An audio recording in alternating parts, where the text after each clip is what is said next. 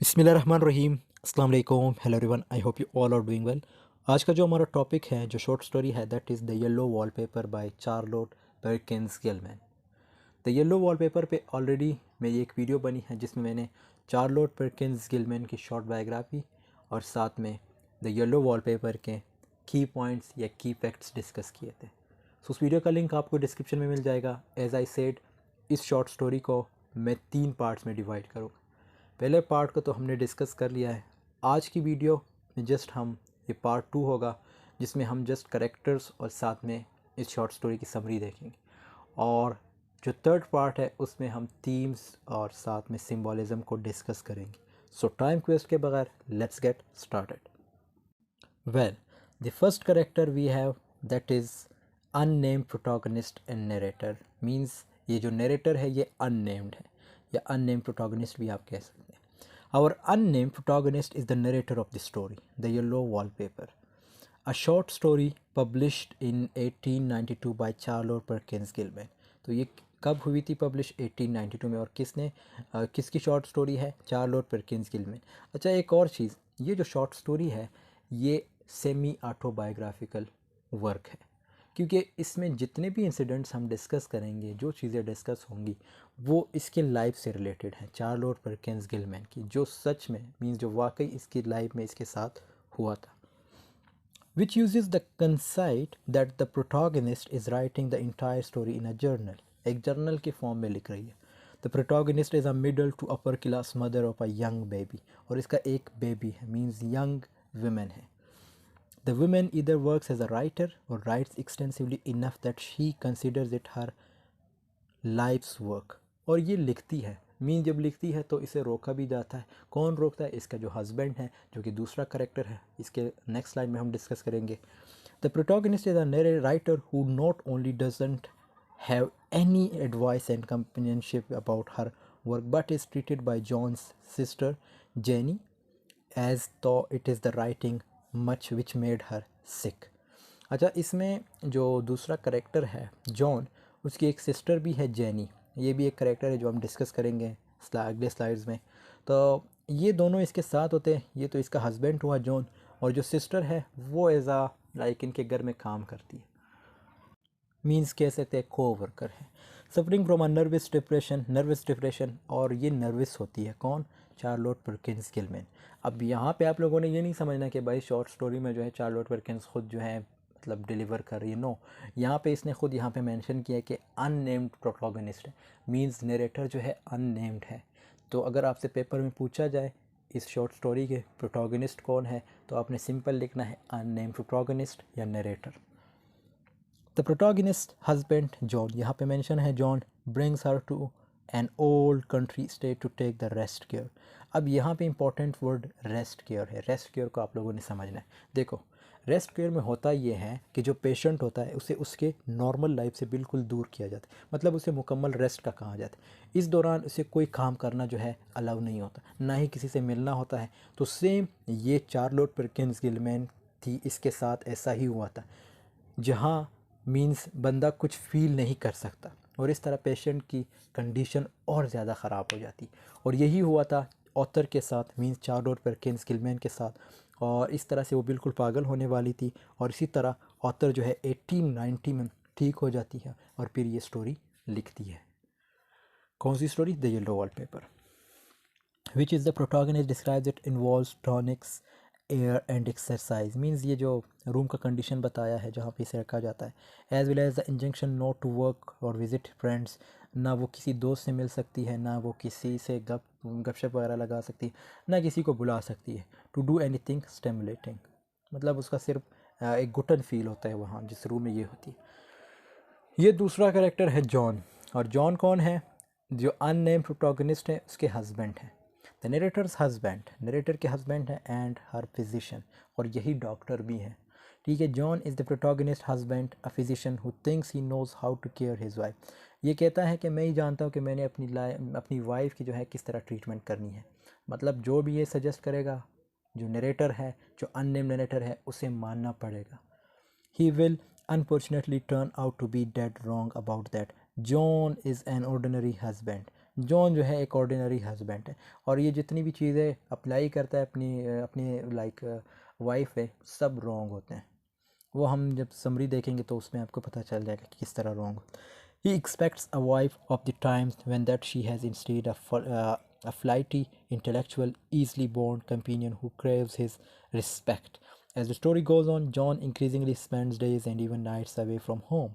तो कहते हैं कि ये अपनी वाइफ से भी ज़्यादा लाइक लव वगैरह नहीं करते और जब शादी हो जाती है इनकी तो फिर ये भी लाइक जो घर में रहने के बजाय दूसरे जगहों पे होते हैं, मतलब नाइट्स वगैरह जो है दूर अपने घर से दूर वगैरह लाइक दूसरे जगहों पे होते हैं, लाइक कहीं और रहना होटल वगैरह में। Our protagonist is convinced that he is treating serious cases the whole time, तो he could also be avoiding his increasingly unstable wife and perhaps a room with yellow wallpaper in it। तो इसमें ये बताया गया है कि फिर जब ये तंग आ जाता है, मतलब इसकी जो वाइफ है वो ऑब्वियसली डिप्रेस्ड है, तो ये जो अननेम नरेटर है ये डिप्रेस्ड है, ये याद रखना। और तो ये तंग आ जाता है, फिर इसे एक ऐसी जगह ले जाता है जहाँ पे कोई भी नहीं होता और इसे जो है एक सेपरेट रूम में रखा जाता है और इसे ये कहा जाता है कि आपने रेस्ट केयर करना है। Rest care I already discussed कि रेस्ट केयर किसे कहते हैं। And he scopes openly at any talk of things not to be felt and seen and put down in figures. This is his fatal flaw because he cannot measure his wife's deterioration. He does not exist even if she tells him she is getting worse and not better. अच्छा, इसमें ये होता है कि जब even जो अननेम narrator है, mean जो है प्रोटोगनिस्ट है स्टोरी की, वो बताती है कि मैं इतनी बीमार नहीं हूँ, मतलब मुझे इस रूम से बाहर निकाला जाए, तो ये आगे से कहता है no I know better than you how to treat you. और इसकी जो सिस्टर है जॉन की, जेनी, उसको भी हम नेक्स्ट स्लाइड में देखेंगे, तो वो भी मतलब अपने भाई के साथ होती है।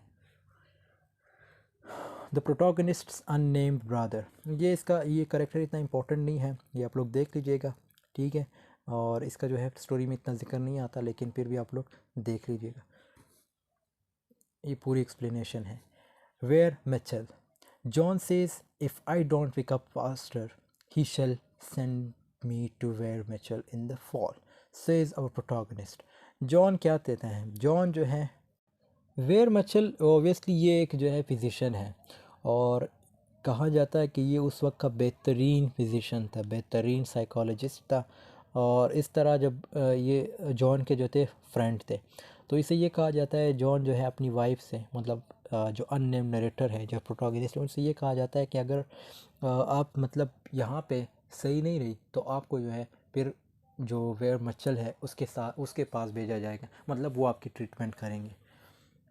ये जो थे पॉपुलराइज थे, देखो यहाँ पे मेंशन भी है the rest cure that our protagonist is suffering. तो the rest cures basic ideas to treat a disease और other malady by going a good environment. तो ये रेस्ट क्योर का जैसे हमने बताया है कि रेस्ट क्योर क्या मतलब है। रेस्ट क्योर का मतलब है कि आपको एक अच्छा इन्वायरमेंट प्रोवाइड किया जाता है, मतलब आप जिधर रहते हो वहाँ से आपसे दूर रखा, वहाँ से आपको निकाला जाता है, कई ऐसे रूम में शिफ्ट किया जाता है या कई दूसरे घर में शिफ्ट किया जाता है जहाँ पर आपको एक सेपरेट रूम दिया जाता है और आपने किसी से मिलना नहीं होता, किसी से बात नहीं करनी होती, सिंपल अपने रूम में रहना होता है। तो आई डोंट केयर कि इससे जो है रेस्ट केयर या इंसान जो है ठीक हो जाता है, इससे ओबियसली इंसान जो है और तंग हो जाता है। और सेम टू सेम नरेटर के साथ भी यही होता है, वो पागल हो जाती है। Mary, it is fortunate Mary is so good with the baby। Our protagonist says presumably Mary is a vet nurse for the infant। अच्छा, ये एक नर्स है और ये सेंटेंसेस किसने बोले थे, प्रोटोगनिस्ट ने मैरी के बारे में। मतलब ये जो थी इसके जो बच्चा था, इसके साथ इसका जो बिहेवियर था या जो ख्याल रखना बहुत ही अच्छा था। Wet nursing was a common practice in the time along social strata. The baby, अब ये द बेबी ये सिंपल इसकी जो एक्सप्लेनेशन है वो ये है कि जो नरेटर है, द अननेम नरेटर या जो प्रोटोगनिस्ट है स्टोरी के, ये उसका बेबी है, ठीक है। ये आप लोग देख लीजिएगा, शॉर्ट एक्सप्लेनेशन यहाँ पे मैंने मेंशन की है और ये इतना इंपॉर्टेंट कैरेक्टर नहीं है, बाकी फिर भी पेपर में चांसेस होते हैं आने के, कुछ भी आ सकता है। जेनी, ये भी इंपॉर्टेंट कैरेक्टर है। जेनी जो है जॉन की सिस्टर है, ये एज अ हाउस कीपर जो है किधर काम करती है, जहाँ पे ये कपल होता है, मींस जॉन इसका भाई और साथ में जॉन की जो वाइफ है, ये जो अननेम नरेटर है या जो प्रोटोगनिस्ट है, तो ये वहाँ पे होती है। और जेनी का जो बिहेवियर है वो इतना बुरा नहीं होता किसके साथ, जो अननेम नरेटर है।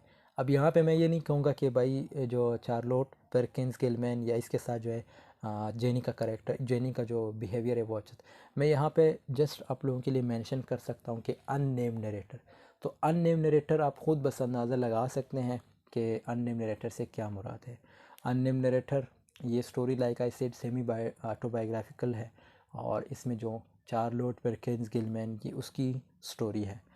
और देखो यहाँ पे जो इसके बारे में लिखा गया है जेनी के बारे में, कि इसका जो बिहेवियर था वो जो अननेम नरेटर है, ये जो प्रोटोगनिस्ट, उसके साथ अच्छा था, इतना बुरा नहीं था। और ये एक हाउस कीपर थी, इनके घर में वगैरह में काम करती थी, और ये भी केयर करती हैं किसकी, जो अननेम नरेटर है, ताकि वो ठीक हो जाए, क्योंकि वो ऑब्वियसली इसकी जो थी लाइक हम के भाभी थी। सो इसलिए शी वांटेड दैट के वो जो भाभी है वो ठीक हो जाए और अपने भाई के साथ, मतलब जो इसका भाई है वो उसके साथ रहे। समरी, अब यहाँ से हम समरी का जो है लाइक शुरुआत करते हैं। सो दोस्तों लाइक यहाँ मैं एक चीज़ मेंशन करना चाहूँगा कि अब ये था कि 1800 में वुमेन के लिए लिखना मुश्किल था, और इस पे ऑलरेडी मेरी एक वीडियो भी बनी है इस टॉपिक पे नहीं, मतलब ये the importance of women's literature या the importance of women's writing, इस पे एक मेरी वीडियो बनी है, वो वीडियो आप लोग ज़रूर देख लीजिएगा, इसमें बहुत इन्फॉर्मेशन है। तो अब ये था कि 1800 में वुमेन के लिए लिखना मुश्किल था, बहुत क्रिटिसिज्म जो है फेस करना पड़ता था सोसाइटी से। अब जब ये शॉर्ट स्टोरी लिखी थी तब भी ऐसा बहुत बहुत ज़्यादा इसके हस्बैंड जो है क्रिटिसाइज़ करते हैं। इसके हस्बैंड कौन है यहाँ पे, जो इसके हस्बैंड से मुराद जॉन, ठीक है, जॉन जो है इसको क्रिटिसाइज़ करते थे, किसको, अननेम नरेटर को, जब वो लिखती थी, ठीक है। तो उसके साथ साथ जब वो क्रिटिसाइज़ करते थे, like I said male dominant society थी 1800 में, और ये स्टोरी जो है 19th सेंचुरी के तमाम फीमेल के प्रॉब्लम्स को हाईलाइट करती है। सो खैर, अब यहाँ पे हम जो है समरी का आगाज़ करते हैं। एक नेमलेस नरेटर ने ये स्टोरी लिखी है।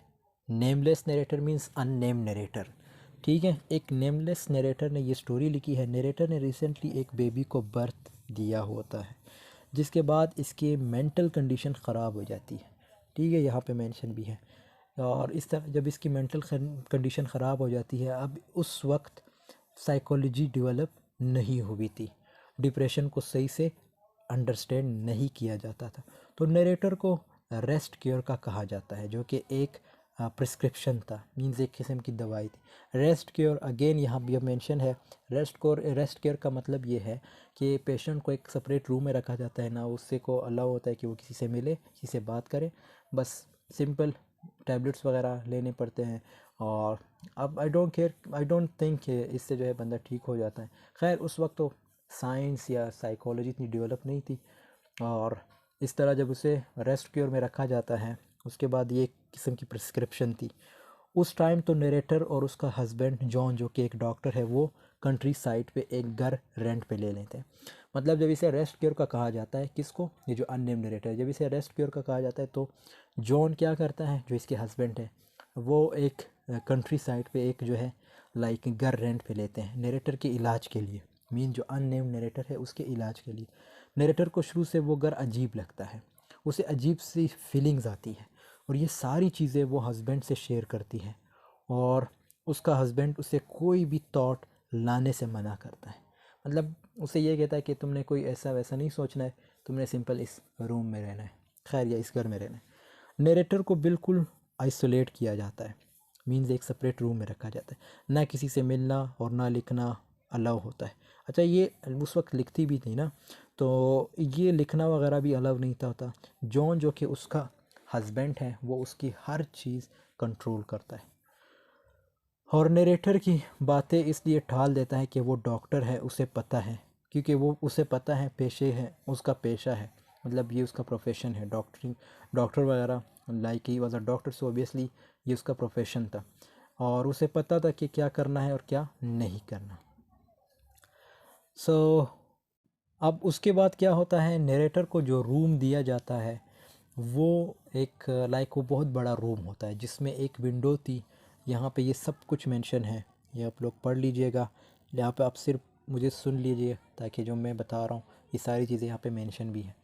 अब जब ये एक बड़े रूम में शिफ्ट होती हैं, मतलब जब इसे एक बड़े रूम में रखा जाता है जिसमें एक विंडो थी, बिल्कुल बंद रूम था। नरेटर एक ब्यूटीफुल रूम की डिमांड करती है। किससे? जॉन से। और जॉन जो है मना कर देता है। स्टार्टिंग में नरेटर को वो वॉलपेपर बड़ा अजीब लगता है और उसे ऐसा लगता है, अब जिस रूम में ये चली जाती है वहाँ एक वॉलपेपर होता है, मतलब वो जो वॉल्स वगैरह होते हैं, जो दीवारें वगैरह होती हैं, वो वॉलपेपर की होती है। तो वो उसको बड़ा अजीब लगता है और उसे ऐसा लगता है कि उसकी तबीयत ख़राब हो रही है उसे रूम में रहने से। लेकिन जॉन जो है उसे ऐसे थॉट्स लाने से मना करता है और याद दिलाता है कि उससे उसके लिए और बेबी के लिए ठीक होना है। ये देखो यहाँ पे मेंशन भी है कि मेंशन सर बेबी मोर देन वंस, कि मतलब उसे ये यकीन दहानी कराता है कि तुमने ठीक होना है मेरे लिए और अपने बेबी के लिए, जो बच्चा है उसके लिए ठीक होना होगा। अब टाइम के साथ साथ नरेटर को वो वॉलपेपर जो है, लाइक यहाँ पे जो स्टोरी का नाम है वो द येलो वॉलपेपर, तो इसको आप लोगों ने इग्नोर नहीं करना। अब टाइम के साथ साथ क्या होता है, जिस रूम में ये होती तो ऑब्वियसली वहाँ पे वॉलपेपर होता है। अब नरेटर मीन्स टाइम के साथ साथ नरेटर को वो वॉलपेपर जो है इंटरेस्टिंग लगने लगता है। वो उसके कलर और स्मेल को फील करने लगती है और उसमें छुपे हुए पैटर्न को समझने की कोशिश करती है। उसे लगता है कि उसका कोई हिडन मीनिंग है और टाइम के साथ उसे लगता है कि उस वॉलपेपर में बहुत सी आइज़ हैं, मतलब बहुत सी आंखें हैं जो कंटिन्यूसली उसे घूर रही है, स्टेयर कर रही है दिन रात। और वो मज़ीद उस वॉलपेपर के पैटर्न को ऑब्ज़र्व करती है और उसे लगता है कि उसमें कोई वुमेन कैद है, मीन्स कोई फ़ीमेल कैद है।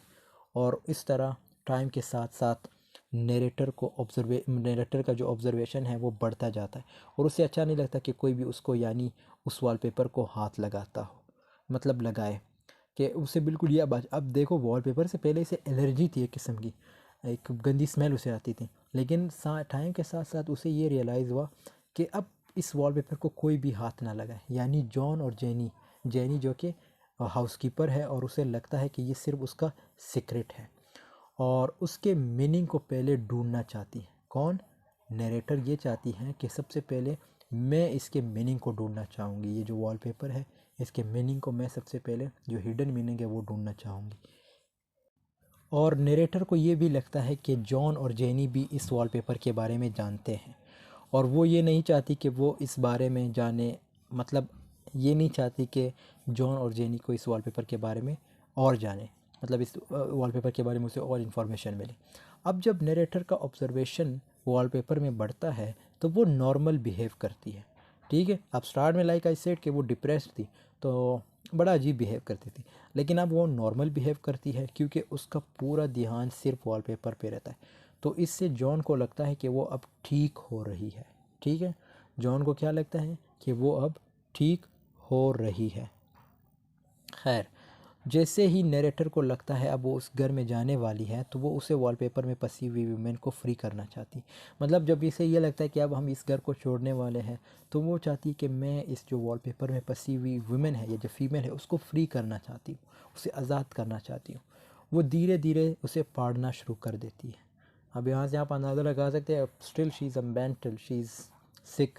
तो वो उस वॉलपेपर को मतलब लाइक दांतों से जो है पाड़ना शुरू कर देती है। लेकिन आखिरी दिन जब नरेटर का उस घर में होता है तो वो अपने आप को उस रूम में लॉक कर देती है। अब यहाँ से इंटरेस्टिंग लाइक ये मेंशन भी है, she locks out jenny and believe that she can see the women in the wallpaper. मतलब ये अपने आप को जो है रूम में, उसी रूम में जिधर ये इसको रखा जाता है उस रूम को जो है लॉक कर देती है और वो वॉलपेपर को पाड़ना शुरू करती है। तो इस सीन में जो नरेटर है वो मुकम्मल पागल हो चुकी है। तो रेस्ट केयर का जो आखिरी सीन है उसमें वो मुकम्मल इंसेन यानी पागल हो जाती है। तो जिस दौरान वो वॉलपेपर को पाड़ रही होती है उसके उनके बीच में आकर कुछ भी मतलब अब जब वो वॉलपेपर को पाड़ रही होती है तो उसी दौरान जब कोई भी बीच में या कुछ भी बीच में अगर आ जाता है तो वो उसे भी पाड़ देती है, मतलब कोई बेड वगैरह कुछ भी, तो उसे दर्द से काट दे लेती है। वो बिल्कुल वाइडली मींस जंगली तौर पे या जंगलों की तरह बिहेव करने लगती है। इस वॉलपेपर को पाड़ने लगती है, मुंह और नाखून हर जगह से खून बहने लगता है, लेकिन वो नहीं रुकती।